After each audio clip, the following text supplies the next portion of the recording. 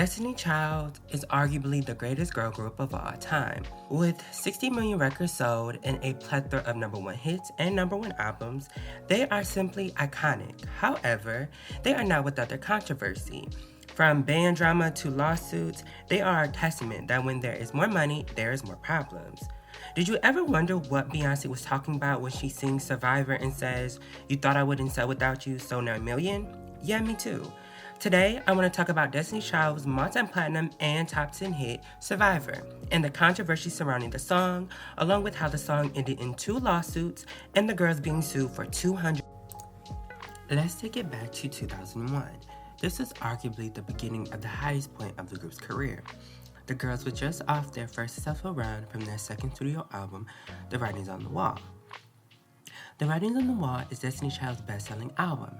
The album had first week sales of 100,000, giving it a debut of number 6 on the Billboard 200. The album would peak at number 5 and had been solidified as multi-platinum by January of 2000, and multi-platinum in 7 different countries. The album scored the group 2 number 1 hits, Say My Name, their second longest running number 1 hit, with 3 consecutive weeks at number 1, and Bills, Bills, Bills, with 1 a week at number 1. The group also scored a top 10 hit, Jumpin' Jumpin', that peaked at number 3 and spent 16 straight weeks in the top 10 on the Billboard Hot 100. The album would also score the girls 2 Grammy nominations in the main category for Record of the Year and Song of the Year for Say My Name. The girls had opened up for TLC Sold Out Fan Man Tour and Christina Aguilera toured Christina Aguilera in concert. So arguably they were pretty much everywhere for all the right reasons. And we're gearing up to release their next album, Survivor. Well, almost all the right reasons. The group had also kicked out 2 band members and fired one, got hit with a lawsuit, fought at the Grammys. There were already rumors that Beyonce had already signed a solo deal. LaToya and Lativia were starting their own band called Angels. They had officially announced they were a trio. And the group had to leave Christina Aguilera tour early after Kelly Rowland broke 2 toes while changing during the set. Nonetheless, the drama would inspire Beyonce to write Survivor, the lead single for the next album, after a radio host compared the group to the reality TV series Survivor because they were losing so many members. While the song was supposed to show that they were rising above the drama, it only started more drama and arguably showed that they were trying to start it rather than rise above it. But before we get into that whole drama, let's start off with the positive hype surrounding the album. Survivor, released on March 6, 2001 as the lead single to the girls' third studio album, Survivor, was a massive commercial success. It debuted at 43 on the Billboard Hot 100, the group's second highest debut single, and would eventually reach number 2 on the Billboard Hot 100, and stay there for 7 straight weeks behind Janet Jackson, All For You.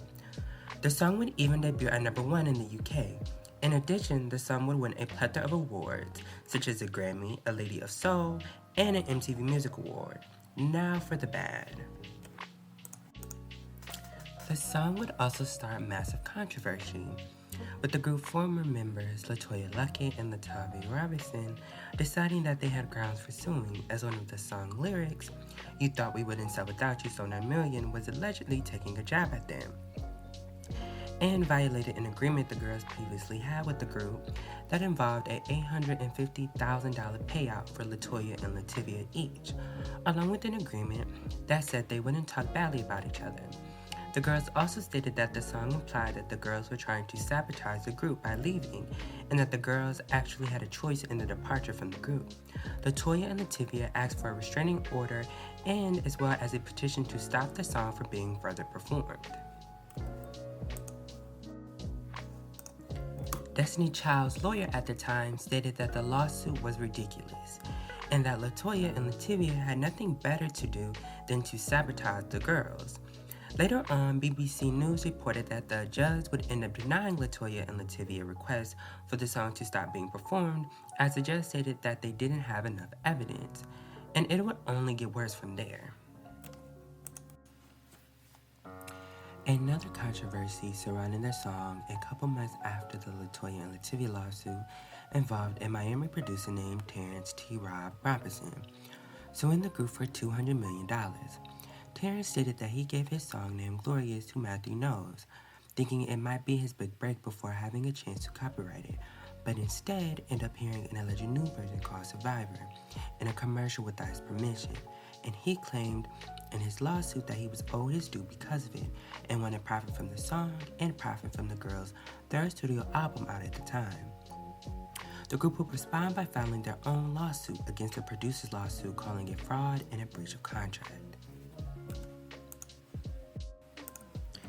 Matthew Knowles would also respond to the allegation, saying that 3 people have said they have either written or did music or lyrics work against them, so somebody has got to be lying. He said Destiny Child wrote the lyrics while the production was handled by State of Mind Music Anthony Dent. There's no actual evidence of how the producer lawsuit ended, but I can only guess that it must have gotten thrown out as he isn't credited on the song according to Genius. Well, tell me, what do you think? Did you know all this drama surrounding the song? Do you think the song was taking a jab at LaToya and Lativia? Let me know in the comment section. Bye!